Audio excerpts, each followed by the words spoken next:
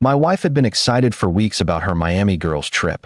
She shopped for new clothes, talked endlessly with her friends, and counted down the days until her flight. I supported her fully, believing she deserved a break. We hugged before she left, and she promised to text me once she landed. I didn't know then that within hours, my world would fall apart. 3 hours later, I was making tea when a notification appeared on my phone. It wasn't her message, it was an email with the subject, "About your marriage." My chest tightened as I opened it.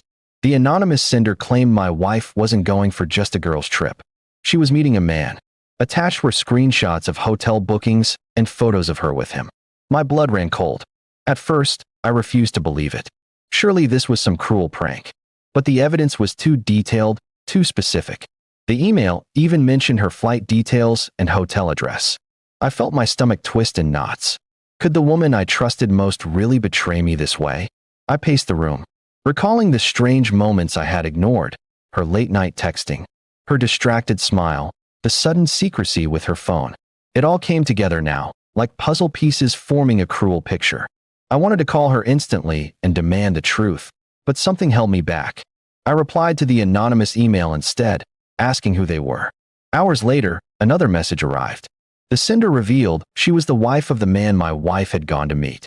She had discovered their affair and didn't want to suffer alone. That was why she reached out to me. Reading her words felt like knives cutting into my chest. The next few days were torture. My wife texted me from Miami saying she was shopping or out with the girls. Each lie hurt more than the last. I stayed silent, pretending to believe her, while inside I was breaking. By the time she returned, I already had proof of everything. At the airport, she hugged me tightly and smiled as if nothing had happened. I forced myself to play along. That night, when she left her phone charging, I went through it. The messages were there, sweet words exchanged with him, pictures, and even plans for the next trip. My heart sank. The next morning, I confronted her. I laid the phone and the printed emails on the table.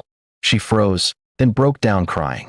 At first, she denied it, then admitted everything.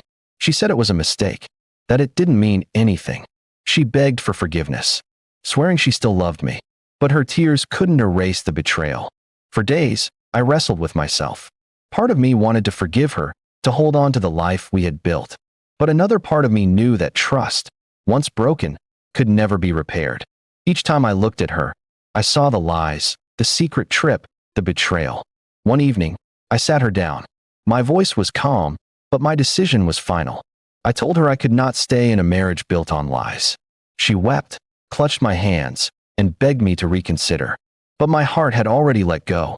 I went to the court and filed for divorce. Signing those papers felt like tearing my soul apart, but it also gave me clarity. I couldn't spend the rest of my life with someone who had chosen deceit over loyalty.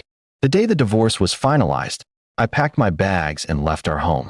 She stood in the doorway, tears streaming down her face, whispering apologies I could no longer accept. My chest ached, but my steps were steady. Walking away wasn't easy. Everywhere I looked, memories haunted me. The wedding day, the laughter, the promises we once made. But all of it was stained now. Trust had been broken beyond repair, and love had turned into pain. In the silence of my new apartment, I realized something. Sometimes divorce isn't the end of love, but the beginning of self-respect. I had lost a wife, but I had kept my dignity. And maybe one day, I would find peace again.